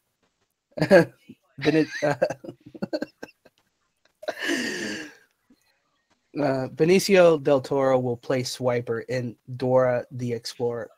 It's a live action Dora the Explorer. What? What? Okay, surely he's just voicing like a CGI character or something. No, that would be cool. Surely. That would make sense. No, he's gonna be dressed up as a fox with a mask and trying to swipe things. He's getting paid. Can I be the map? Can you be the? Yes, you could. I'll do the map. Yeah. I would love to be the man. But I don't know. I mean, cool. He's getting work. I don't have a problem with this. Dora the Explorer is loved by lots and lots of kids. So Is she gonna be growing up? Is she gonna be like, "Hey, Essie, I'm Dora. Really? that Those- very racist, Booster. This Thank is you. my hombre, Those America." kids aren't kids anymore. You understand that, right? She's Dora not. the Oh, I didn't know that. Explorer Yeah. Fans are no longer kids anymore. They're now teens or tweens, at least. Oh So no, what older makes than them that, dude. think- So you're saying we need a gritty Right. remake of Dora the Explorer with her sidekick America Chavez. Maybe she'll start killing and murdering people know. like Batman doing. It says right here. Like Look, Batman. Del Toro I've joins. given you enough chances, Swiper, but I'm Uh, at my wit's end. Dora joins Yeah, it's- Isabel Mooner, who would be playing Dora, a girl accustomed to jungle life with her parents and now forced to explore the uncharted terrain of high school. So they are aging her up. Oh my Yep. god. Yeah, Elizabeth. With her final More- challenge, high 17. school. Hey, you never know. It might be good, dude. Like I said, Oh, Dora has a lot of fans, man. Find the English room. Is it this way? Aquí? Or allí?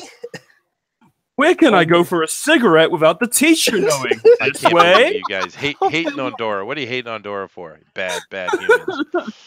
All right. Uh-oh, the teacher caught us. Goodness gracious. But it was a lot better than that other absolutely horrible show that purple dinosaur. God, I couldn't stand that purple dinosaur.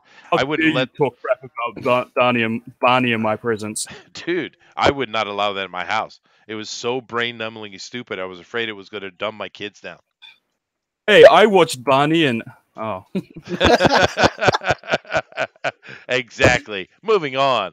Now this one is an interesting article, actually. It's from the Hollywood Reporter, who is hit and miss in my opinion, but I thought this was a pretty good article, Denelli. Right. And the article is why Superman is so hard to leave in the past. Mhm.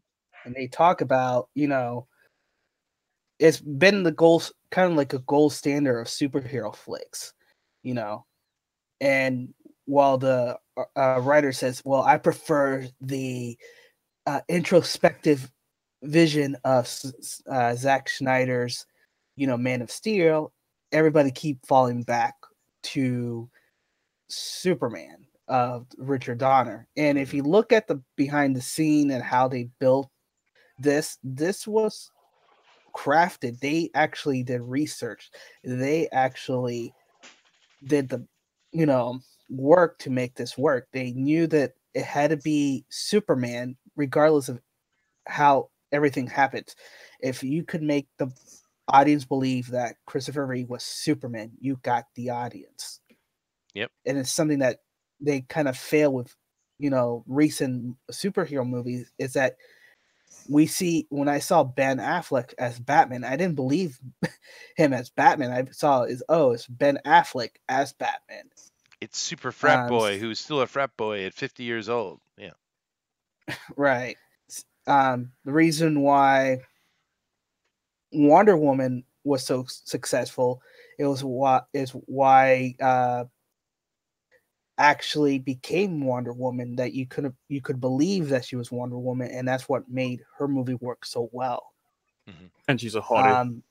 Well, Booster. that goes without saying, Booster. Yep. but Well, I'm gonna and say. it. Go ahead. Yes. Okay. But Well, that's that's main the point. You made me lose my track. Thank you, Booster. Thank you. Sorry. Thank you. good job, Booster. Thank you.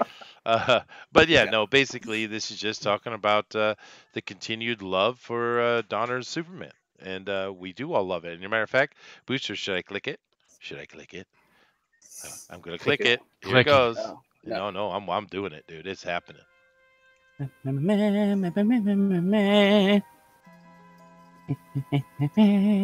Oh, it's coming, it's coming, it's coming. June 1938. Action comments. In the decade of the 1930s, even the great city of Metropolis was not spared the ravages of the worldwide depression. In the times of fear and confusion, the job of Now, informing the has public anybody read was the novel responsibility of Up in the Daily Sky? Planet, a great metropolitan newspaper It's Superman. whose That's actually a reputation really for good clarity book and truth to has read. become a symbol It of deals with hope the for golden the age city of Metropolis. Superman. Oh, Um, look how they started with a long shot. I'm sorry. Oh yeah, Todd loves it. Todd loves it. Yeah. Okay. Don't get too excited over there, Todd. Ooh, it's a moon.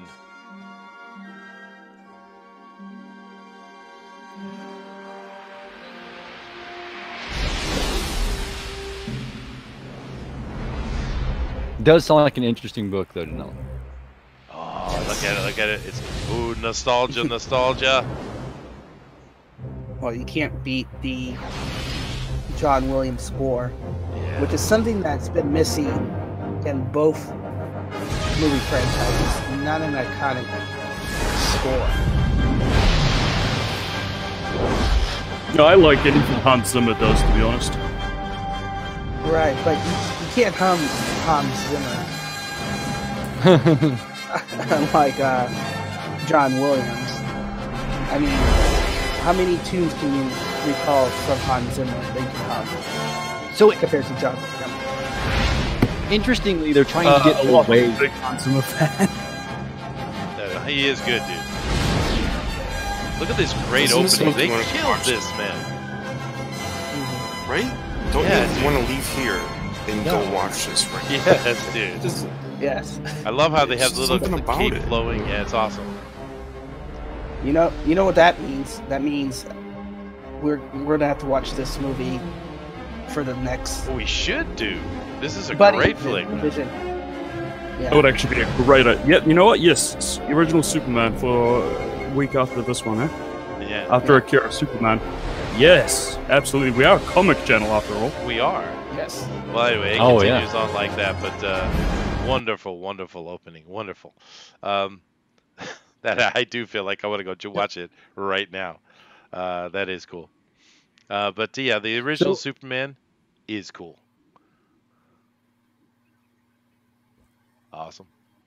We got a little bit of time left here, so let's jump over here and let's look at agenda one last time. And of course, this is by James Hudnall, who's been a wonderful guest today, and Matt Cousin, and a wonderful art that he has done.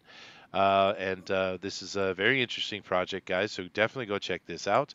And I do believe they're still with us. Last I checked. No, No, they're not. That's they have okay. But we'll come over here and we'll get out of this, and Yeah, we'll. they snuck away from us. No, that's Can okay. you actually pull? Can you actually pull something up? Remember how we talked about like let's spotlight something, let's turn somebody onto something. Okay. Let's get the Go ahead.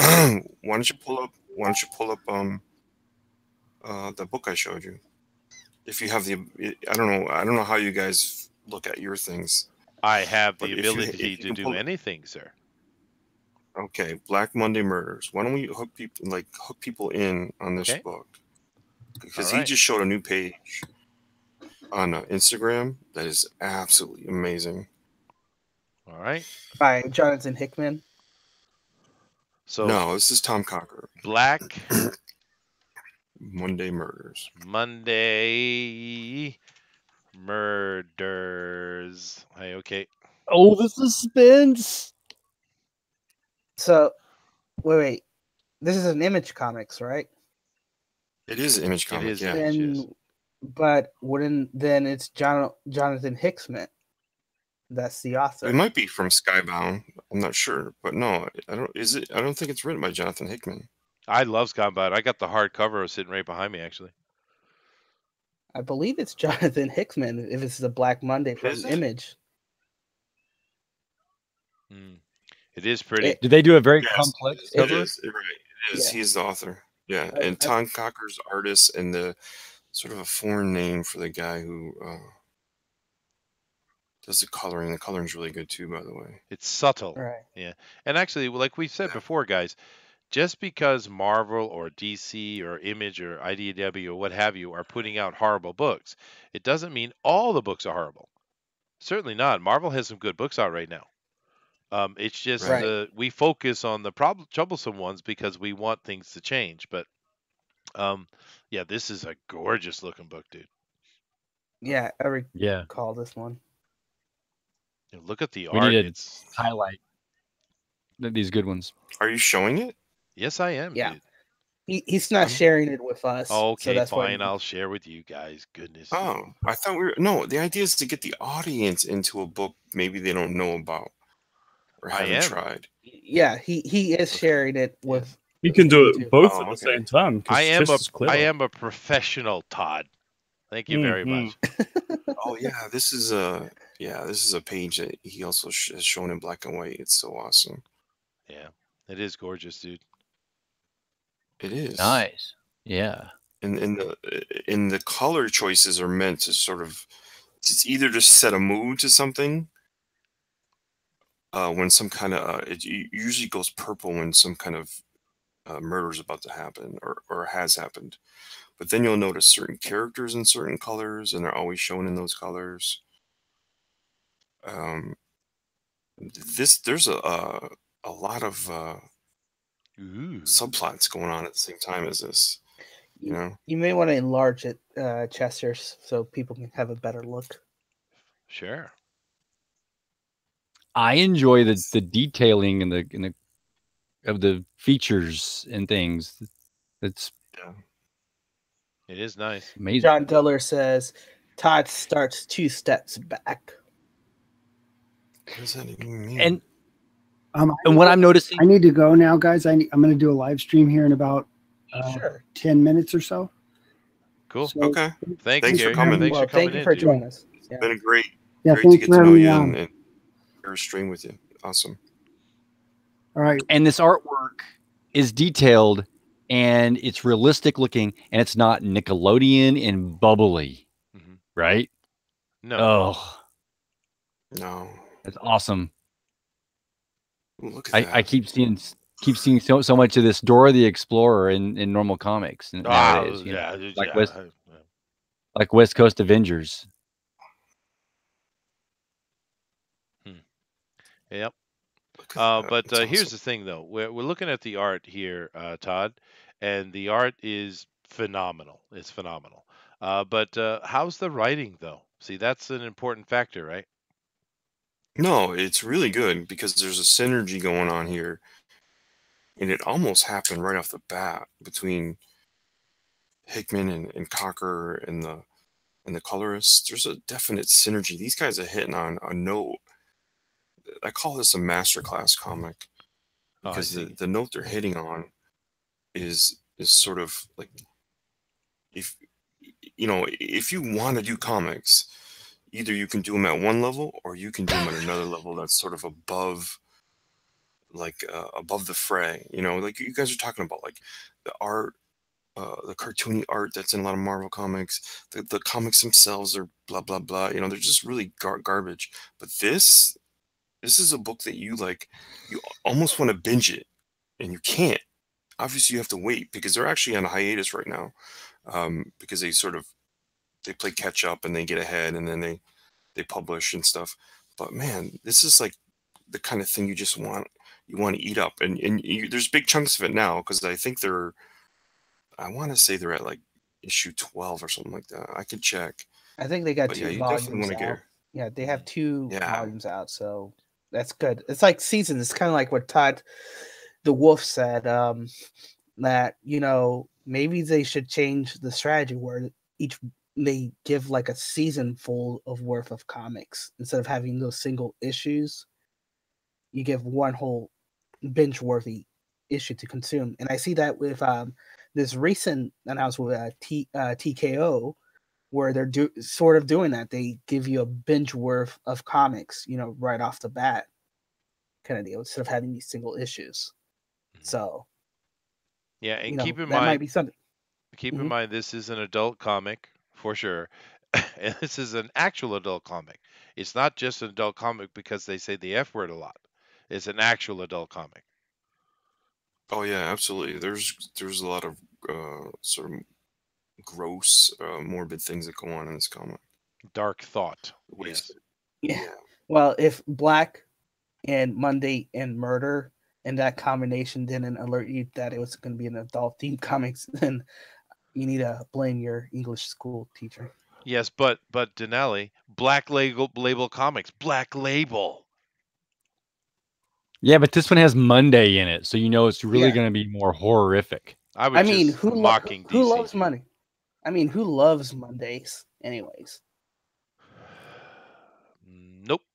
Now, Tom Cocker is on Marvel Comics. I don't know if you guys remember Wolverine Noir. I like Spider-Man Noir quite a bit. Wait, no one has mentioned this goat head dude yet. We keep looking at this, and no one has mentioned. I have to. I got to mention it. There's a goat head dude. There is. Yes. Oh my goodness. Also in a lot of these issues, one, it's not 22 pages. All these issues, they don't really have a set number of pages, but then they give narration pages and source book pages in each book. Nice. So you're getting a lot of bang for your buck in this book, by the way. I should mention that. Synergy with bang for the buck, too? Jeez, Todd. Black Label, yeah. Yeah. No, it looks really good, dude. All right, guys. Yeah, well, there's a comic that is suggested you should check out. Now, I haven't read it yet, but I'm going to read it. Not only because Todd has suggested that I do, but also just by looking at it. See, the art pulls you in, the story keeps you, right? And this art is ridiculous. I love it. Yeah. That's a cool panel. Yeah, it is, dude. With the close-up right there, and then they get the shot down here at the bottom with the overhead. That's a neat-looking little... There's some page missing, though, huh? Yeah, that's just like from the center of a page, I think. Yeah. You get the idea of when you look at art that's right, there's nothing, you don't spot anything wrong about it, right? You know what I mean? Like, we were supposed to have on a guest that didn't show, but you look at his pages on the Indiegogo and the crowd scenes and the people in the foreground, everything is just off. Yeah. The people would be standing on slanted ground, like you're seeing something at horizon line, say, be chest level. So you wouldn't see the tops of people's heads. You would see their face full on. So all these crowd scenes that he has in that book, you can see the tops of their heads, and it's just baffling. So this is an idea of what I say master classes. You look at this and you can't find anything wrong. There's nothing that catches your eye and go, oh, that's a little off. Never. This is like spot on perfect. Right. Yeah, I except like for the negative Dazzler. spaces. Dazzler would mess this up. Maybe. what I like about this image that you actually show is I like how he has placed the negative space throughout the whole panel. Mm-hmm. And he really works that negative space to the utmost advantage. So that's really cool to see. Yeah, I love this art. Yeah. Okay, guys. Every time I look at something like this, it makes me go, oh, you're so bad. You're so bad. It's not, it's like, it's almost makes like, okay, you got to go back to school and get better, Well, they do say practice makes perfect, so yeah, gotta try out new techniques and work at it. Absolutely. And guys, we have had a very interesting show today. We had a very informative conversation with James Hudnall and Matt Cousins, and that was a lot of fun. We certainly got a little more political. We don't really do political here very much, but that's okay. Every now and then is all right, I guess. But I really enjoyed talking to them again. And like we said, go check out the agendas. If it's something for you, you should back it. The art looks really good, and you got a great writer there. But anybody have any closing comments they want to make before we get out of here today? You just said we don't get political. You, Mr. Biased, ranting every episode we have, say we don't get political. Well, not really, not specifically. You just do a Chester rant. That's all. Okay. Yes. Well, when you're right, you're right. That's right, Booster, huh? Yeah. Absolutely. It's disgusting how he just lies to us, lies straight to our face. Oh, goodness. I guess I don't see it as political, but you're right. Of course. I do apologize. But any other comments that aren't deriding me? All right. Make sure if you can't back it to support Agenda by either hitting it to Twitter feed and kind of bring more attention to the projects. Let's try to get him over the hump and show them that, we do want, these types of books that that will help us improve and become part of the cream of the crop and move forward with everything. Yeah. For this comic renaissance and indie revival that we're doing. I mean, he even mentioned that, we're building our own industry, something that we've been talking about over and over in these shows from the very beginning. That's right. And it's really cool to see it come together and all the great art that's coming out and all the interesting stories that we're hearing about. And of course, soon we'll be getting more and more of these books into our hands. And we're going to start talking about those on Sundays, actually. But before Sundays come, of course, we have tomorrow, which is Saturday. And Saturday is Bunny Vision Movie Night. Bunny Vision Movie Night. Say that 5 times fast. Akira. Akira. We are watching the absolute legendary anime, Akira. And we're watching in English too. We're not going to do subtitles on this one because this actually is a subtitle one that is worthy of watching. But that's going to be killer fun. If you guys haven't done that, going over to Rabbit yet, please do. That is www.rabb.it. Go over there and make yourself an account. You could do it traditionally. You can link it through Google. You can link it through Facebook or what have you. Just get it set up. And then when we come on here tomorrow at 8 p.m. Eastern Standard Time, we are going to go on and we're all going to join Booster in his room. We're going to go to his house. We're going to drink all his alcohol and eat all his food. And we're going to watch Akira. That's really rude. Hey, if it's good for dwarves, it's good for us. Yeah, and then next Tuesday's comic book is Daredevil. Yep. Issue 181. That's right. Very, very famous comic. And of course, that'll let us talk about Daredevil too. But you guys can find all of us here together, of course, on FanSpeak in our Facebook channels and stuff like that. We come on here every day with you. We absolutely appreciate everything you guys do. Don't forget to hit that like button and subscribe to help support and grow the channel. But awesome, guys. And as usual, we are going to let the Denali Lama take us out. As always, your perception shapes your reality, so always make it a good one. Namaste. Namaste. Later, guys. Namaste.